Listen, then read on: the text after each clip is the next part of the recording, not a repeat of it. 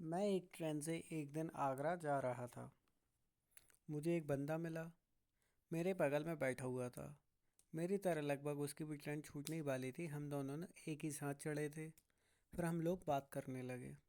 चलो शुक्र है यार, ट्रेन मिल गई टाइम से। ऐसी बात करते वो मुझसे पूछने लगे, और बताओ आप क्या करते हो। मैंने बताया मैं ऐसे ऐसे काम करता हूँ। और शादी हो गई? मैंने कहा नहीं। तो वो मुझसे थोड़ा सा उम्र में बड़े थे। मैंने भी उनसे सेम क्वेश्चन पूछा, और आप क्या करते हैं। उनने अपना काम बताया। शादी बात ही हो गई। कह रहा पूछा तो कह रहा था भाई मेरे 3 बच्चे हैं। अच्छा, और आपकी वाइफ क्या करती हैं। फिर वो थोड़ा सोच में पड़ गए। मतलब कुछ नहीं, वो घर पर ही रहती हैं। मैं भी एक हम्म, एक मैं भी एकदम फुल मूड में था। मैंने उनसे बोला क्या बात है, बड़ा सोच के बोल रहे हो। क्या कोई प्रॉब्लम है क्या। आजकल क्या होता है, लोग या अपने वालों को बातें नहीं बताते, लेकिन जो अननोन है उनको हर चीज़, दिल की हर बात बता देते, क्योंकि उनको पता है कि कुछ कर सकते नहीं है। शादी है मेरी। उन्होंने बताया ये मेरी दूसरी शादी है। इससे पहले जो मेरी वाइफ थी वो मेरी एक्सपायर हो गई। और आपका जो सवाल था, मैं कोई भी पूछता तो मैं अटक जाता हूँ। सफ़र था दोनों का लंबा, तो वो भी बताने लग गया, मैं भी पूछने लगा। फिर उन्होंने बताया कि ये मेरी दूसरी वाइफ है।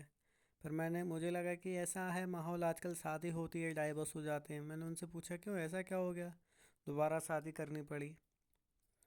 तो उन्होंने बोला मुझे कोई शौक़ नहीं था यार, मजबूरी थी। पहले मेरी जो वाइफ थी उसकी डेथ हो गई थी, बीमार थी। पहला बच्चा मेरा उसी से है। वो बोला मेरी आंखों से आज तक वो मंजर नहीं निकला जब उसने मेरे हाथों में दम तोड़ दिया था। उसका वो चेहरा आज तक मेरे सामने है, सामने से हटता नहीं है। बोला 1-2 महीने तक मुझे होश ही नहीं रहा। फिर मेरे जानने वाले ने मुझसे बोला, तो उन्होंने बोला भाई तेरे एक बच्चा भी है, तू काम करेगा उसे पालेगा, क्या करेगा। कह रहा है फिर दुनिया का दस्तूर है, माँ बाप से बढ़कर कुछ नहीं होता। माँ बाप है तभी बच्चे पल पाते हैं। तो माँ और पिताजी ने बीबी के मर जाने से दुनिया या फिर जीना थोड़ी छोड़ देते हैं। बूढ़े माँ बाप की मेरे बच्चे को थोड़ी संभाल सकते, इसलिए मेरी दूसरी शादी करनी पड़ी। पर जिससे मैंने शादी करी उसकी भी भाई कुछ अरमान होंगे, उसके साथ मैं गलत थोड़ी कर सकता हूँ। उसको भी शौक़ होगा माँ बनने का, या फिर और भी जो भी हो सकता है उसे जो करना है, मैंने सारी आज़ादी दे दी। माँ बच्चे का तो फिर मैं क्या करता, फिर दिल से मैंने उसे अपनी बीवी मान ली।